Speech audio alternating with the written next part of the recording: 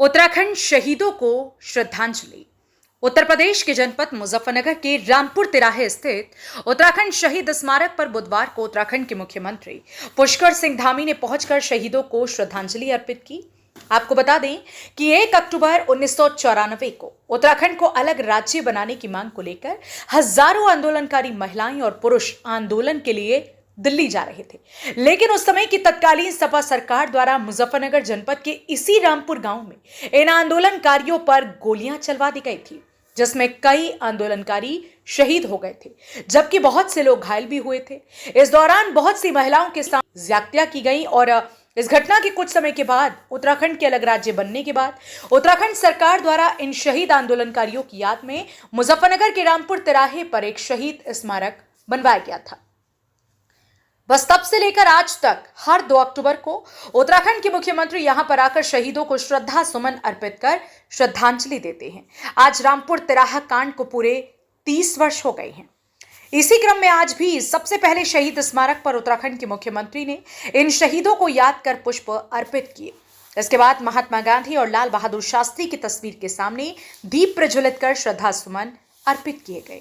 इस कार्यक्रम में उत्तराखंड के पूर्व मुख्यमंत्री रमेश पोखरियाल निशंक, मुजफ्फरनगर से सदर विधायक व मंत्री कपिल देव अग्रवाल और बीजेपी के वरिष्ठ नेता भी शामिल रहे। इस दौरान मीडिया से बात करते हुए उत्तराखंड सीएम पुष्कर धामी ने कहा, उत्तराखंड के शहीदों को मैं आज नमन करता हूं। आज उन्हीं लोगों की वजह से हमें उत्तराखंड राज्य मिला है और जो सपने उन शहीदों ने देखे थे उत्तराखंड राज्य को लेकर, हम उन सपनों को पूरा करने का काम करेंगे। अवैध मस्जिद के सवाल पर मुख्यमंत्री ने कहा कि हमारे यहां जो भी अतिक्रमण होगा सब हटेगा। जनपद मुजफ्फरनगर से संवाददाता तनवीर मलिक की रिपोर्ट। ये मुजफ्फरनगर का ये वो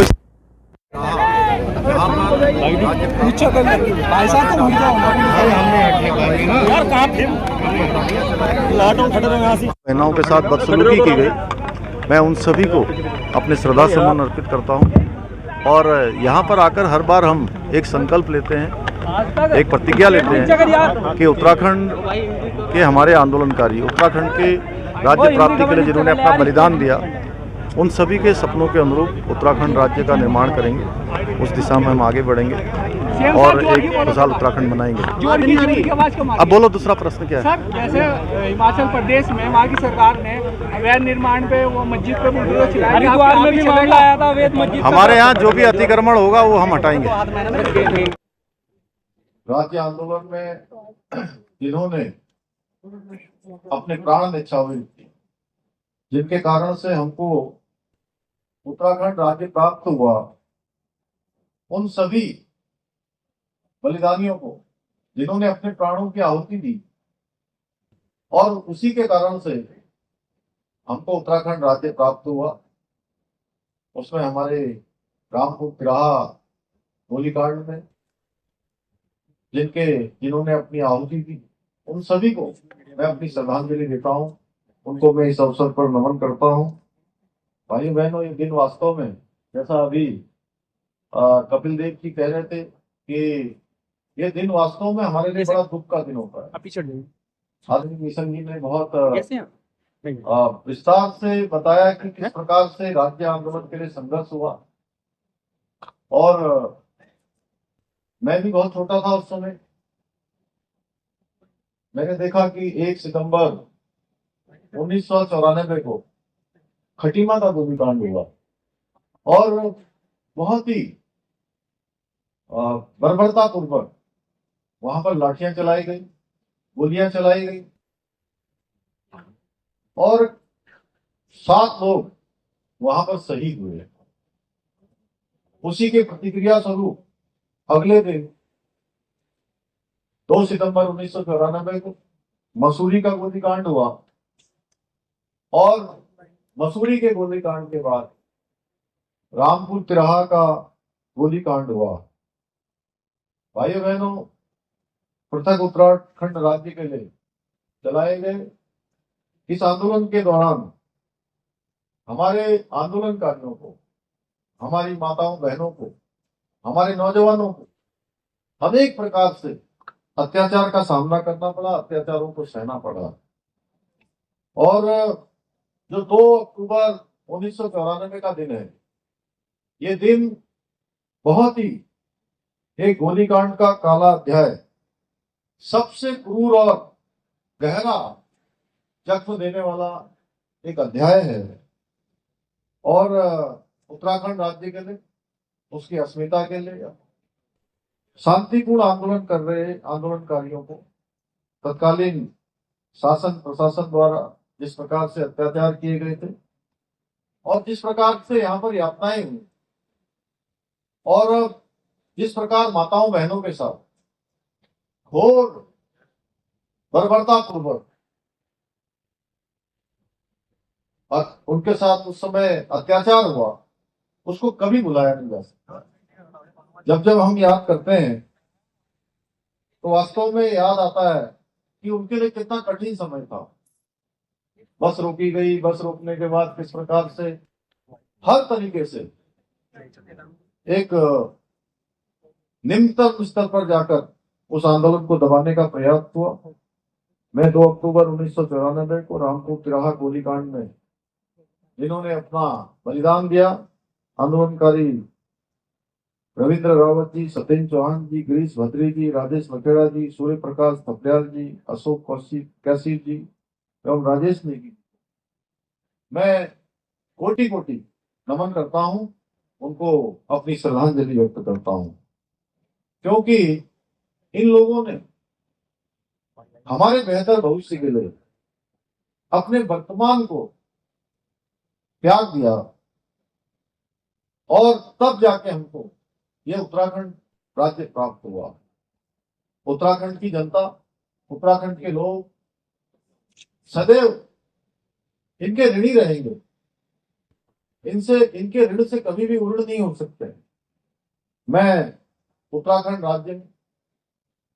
राज्य आंदोलन को उस समय चलाने में जिन माताओं बहनों ने भी अपना योगदान दिया, उस मातृशक्ति की बदौलत वह आंदोलन अपने निर्णायक संघर्ष तक पहुंचा। उन सभी माताओं बहनों का भी आज के दिन विशेष रूप से मैं स्मरण करना चाहूंगा, जो उस समय के सरकारों के द्वारा जो अत्याचार किया गया, जो आंदोलन को दबाने का प्रयास किया गया, वो उन अत्याचारों के आगे झुकने का उन्होंने नाम भी नहीं लिया। उन्होंने झुकना स्वीकार नहीं किया, उन्होंने आगे बढ़ना स्वीकार किया। स्मरण करना चाहूंगा, जो उस समय के सरकारों के द्वारा जो अत्याचार किया गया, जो आंदोलन को दबाने का प्रयास किया गया, वो उन अत्याचारों के आगे झुकने का उन्होंने नाम भी नहीं लिया। उन्होंने झुकना स्वीकार नहीं किया, उन्होंने आगे बढ़ना स्वीकार किया, रुकना स्वीकार नहीं किया, आंदोलन को गति देना स्वीकार किया। भाइयों बहनों, जिस उत्तराखंड राज्य निर्माण के लिए हमारे आंदोलनकारियों ने अपना सर्वस्व दिया, हमें अब उस उत्तराखंड राज्य को देश का श्रेष्ठ राज्य बनाना है। अभी आदमी मिशन जी ने बहुत विस्तार में, लेकिन बहुत सारी बातें यहाँ पर कही हैं। निश्चित रूप से आज हम उस दिशा में आगे बढ़ रहे हैं। मैं आज इस अवसर पर पूरी प्रतिबद्धता से ये कहना चाहूंगा कि हमारी सरकार राज्य के आंदोलनकारियों, उनके बलिदानियों के आदर्शों और उनके सपनों को साकार करने के लिए हर संभव प्रयास कर रही है, हर दिशा में काम कर रही है। और जो भी कालखंड है, उसका एक एक पल और एक एक क्षण राज्य के लिए समर्पित होकर हमारे राज्य आंदोलनकारियों के सपनों के अनुरूप उत्तराखंड को आगे बढ़ाने के लिए हम काम कर रहे हैं। आज हम हमारा जो विकल्प रहित संकल्प है, उस संकल्प को मूल मंत्र मानते हुए उत्तराखंड के इंफ्रास्ट्रक्चर को मजबूत करते हुए विभिन्न योजनाओं के जरिए राज्य के अंतिम छोर में खड़े हुए व्यक्ति तक सभी सुविधाएं पहुंचे, सभी आवश्यक सहायताएं पहुंचे, हमारा शासन पहुंचे, हमारा प्रशासन पहुंचे, हमारी योजनाएं पहुंचे, उसके लिए काम कर रहे हैं। भाइयों बहनों, मैंने भी इस आंदोलन में बाल्यकाल में भाग लेकर देखा है कि उस समय किस प्रकार की स्थिति थी और हमारे आंदोलनकारी जो परिवार हैं उन परिवारों को किस प्रकार की परेशानियों का सामना करना पड़ा है, या उनके घर में उस समय, क्योंकि त्योहार का समय होता था, रक्षाबंधन भी था, दीपावली भी आने वाली थी, दशहरा भी आने वाला था, नवरात्र भी होने वाले थे, लेकिन 1 सितंबर हो, 2 सितंबर हो या 2 अक्टूबर हो, इन तीनों ही जो बड़े आंदोलन हुए जिसमें हमारे अनेक अनेक वीर माताएं, हमारे बहनें, हमारे भाई जिन्होंने अपना बलिदान दिया, उन्होंने उस समय ये नहीं सोचा, उन्होंने माँ की ममता को भी छोड़ दिया, माँ की ममता को छोड़ दिया, बहन की राखी को भी ठोकर मार दी, अपने बच्चों को भी छोड़ दिया, और वो आगे बढ़ते चले गए कि हम उत्तराखंड राज्य प्राप्ति तक अब रुकने वाले नहीं हैं, हम झुकने वाले नहीं हैं, हमारी गति और तेज होगी। भाइयों बहनों, इसलिए हमने राज्य आंदोलनकारियों के प्रति अपनी कृतज्ञता व्यक्त करते हुए राज्य आंदोलनकारियों और उनके आश्रितों के लिए सरकारी नौकरियों में 10% का क्षैतिज आरक्षण विधानसभा में विधेयक लाकर इसको लागू कर दिया है। इसके साथ ही नारी शक्ति को नमन करते हुए हमारी सरकार ने राज्य में महिलाओं को 30% का क्षैतिज आरक्षण भी सभी सरकारी नौकरियों में देने का ऐतिहासिक कार्य किया है। वहीं दूसरी ओर राज्य आंदोलनकारियों के परिवार को पेंशन देने के साथ ही आंदोलन के दौरान जो जेल गए, घायल हुए और सभी सक्रिय आंदोलनकारियों को प्रतिमाह पेंशन देने का भी हमने प्रावधान कर दिया है। आज पेंशन दी जा रही है। इसके साथ ही राज्य आंदोलनकारियों के बच्चों को स्कूलों और कॉलेजों में निःशुल्क शिक्षा, सरकारी बसों में निःशुल्क यात्रा सुविधा भी प्रदान की जा रही है।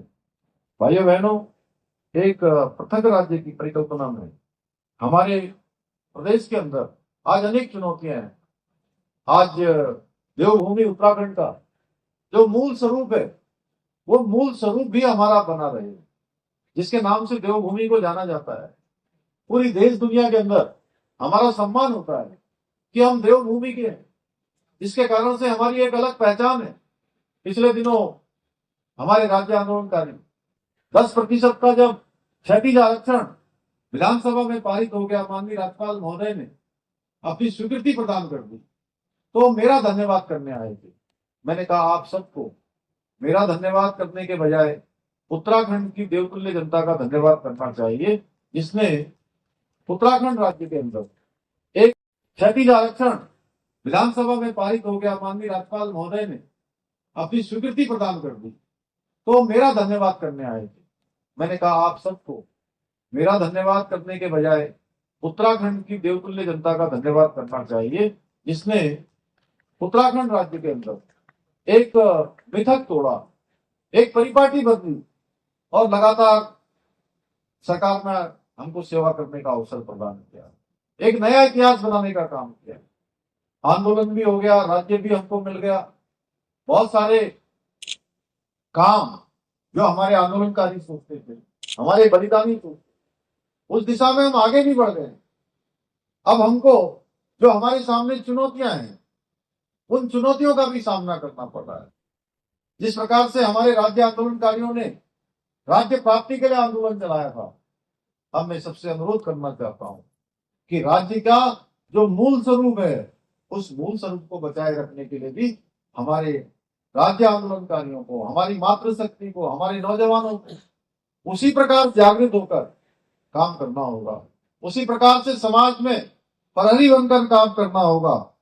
और जिस संकल्पना के लिए, जिस अवधारणा के लिए हमारा राज्य बना, हमारे प्रदेश की जो डेमोग्राफी है, उसको संरक्षित रखने का एक दायित्व भी हम सबको अब आगे आकर निभाना होगा। और इसमें सरकार अपने स्तर से काम कर रही है। डेमोग्राफी को सुरक्षित रखने के लिए हमारी प्रतिबद्धता है, हमारा संकल्प है, हम प्रतिबद्ध हैं कि हम उत्तराखंड राज्य की डेमोग्राफी को बिगड़ने नहीं देंगे। इसी के लिए हमने राज्य के अंदर धर्मांतरण का सख्त धर्मांतरण कानून भी लागू किया है।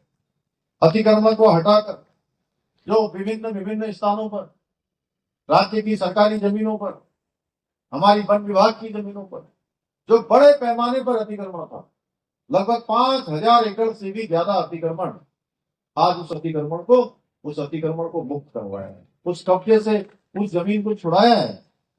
भाइयों बहनों, प्रदेश में सुख शांति और सुशासन स्थापित करने के लिए हमारे नौजवान युवा भाई बहनों को, गरीब माता पिता के बेटे बेटियों को भी अवसर मिले, उसके लिए हमने प्रदेश में सबसे कड़ा नकल विरोधी कानून भी लागू किया। राज्य हमारा बहुत शांत है, आपस में लोग सब एक दूसरे के साथ प्रेम पूर्वक रहते हैं, बहुत ही हमारे यहाँ आपस में लोगों में मेलजोल है।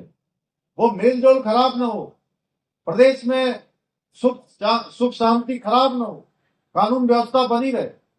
हमने धर्मांतरण का कानून जहां हमने लागू किया है, वहीं हमने दंगा रोधी कानून भी लागू किया है कि अब कोई भी दंगा करेगा, कोई भी तोड़फोड़ करेगा, आगजनी करेगा, तो उसकी भरपाई उसी दंगा करने वाले से वसूल की जाएगी। और बहुत जल्दी हमको एक गौरव और प्राप्त हो गया राज्य को कि उत्तराखंड राज्य आजादी के बाद हिंदुस्तान का पहला राज्य बन गया जहां पर समान नागरिक संहिता का विधेयक हमारा जल्दी ही एक्ट के रूप में धरातल पर उतरने वाला है। ऐसे अनेक ऐतिहासिक कार्य हम कर रहे हैं और भी जो हमको निर्णय लेने, हम बहुत जल्दी निर्णय लेने वाले हैं, क्योंकि राज्य की जो मैंने कहा कि मूल जो हमारा स्वरूप है, वहां की डेमोग्राफी है, वो किसी कीमत पर खराब ना हो।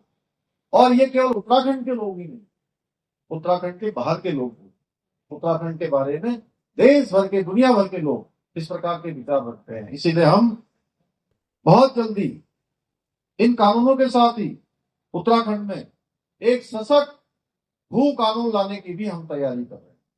उसमें भी हमने तमाम जो हमारे स्टेक होल्डर्स हैं, विभिन्न संगठनों के लोग हैं, विशेषज्ञता प्राप्त करने वाले बहुत सारे विशेषज्ञ हैं जिन्होंने अपने अपने क्षेत्रों में अनेक अनुभव प्राप्त किए हैं, उन सब से उनके विचार लेकर हम इस दिशा में आगे बढ़ेंगे। भाइयों बहनों, आज मैं हर्ष के साथ आप सबको बताना चाहूंगा कि राज्य आंदोलनकारियों के सपनों का उत्तराखंड बनाने की दिशा में हमने बहुत सारी सफलताएं भी हासिल की है। जैसा आदरणीय मिशन जी ने अभी बताया, इस वर्ष नीति आयोग द्वारा जो सतत विकास कार्यों की रैंकिंग, पूरे देश की रैंकिंग बनती है, उसमें हमारा उत्तराखंड पूरे देश में उसको पहला स्थान प्राप्त हुआ है। सस्टेनेबल पूरे विश्व भर के लोगों के लिए, निवेशकों के लिए एक पहली पसंद के रूप में बन रहा है, जिसकी वजह से आज राज्य के अंदर बड़े पैमाने पर रोजगार के अवसर भी सृजित हो रहे हैं। वहीं उत्तराखंड में जीईपी की गणना करने वाला, जीडीपी की तर्ज पर जीईपी की, यानी कि बहुत बार लोग कहते हैं कि विकास बहुत हो रहा है, लेकिन विकास के लिए हम पर्यावरण का कितना नुकसान कर रहे हैं, हम क्या कॉस्ट दे रहे हैं। तो इसके लिए हमने, जैसे जीडीपी होता है वैसे ही जीईपी की गणना करने वाले देश का हमारा उत्तराखंड पहला राज्य बन गया है। इस दिशा में भी हमने काम शुरू कर दिया है। भाइयों बहनों, हमारी नीतियों के केंद्र में केवल और केवल राज्य का सर्वांगीण विकास है और आदरणीय प्रधानमंत्री नरेंद्र मोदी जी के मार्गदर्शन में और उनके सहयोग से हम उत्तराखंड को देश का श्रेष्ठ राज्य बनाने के लिए प्रतिबद्ध होकर निरंतरता से कार्य कर रहे हैं। मैं आज इस अवसर पर आप सबको ये विश्वास दिलाना चाहता हूं कि जब तक हम हमारे बलिदानियों, आंदोलनकारियों के सपनों के अनुरूप का उत्तराखंड नहीं बना देते, तब तक हम चैन से नहीं बैठेंगे और आराम से नहीं बैठेंगे जब तक हमारा विकास अंतिम छोर तक नहीं पहुंचेगा। आज के इस अवसर पर मैं यहाँ के स्थानीय सभी पत्रकार बंधुओं का, जिनकी एक बड़ी संख्या है, मैं देख रहा हूं कि सारे चैनलों के, सारे electronic media, print media, digital media, social media, जितने हमारे प्लेटफॉर्म होते हैं, उस सभी के हमारे प्रतिनिधि दिखाई दे रहे हैं। मैं आपका हृदय से आभार व्यक्त करना चाहता हूं।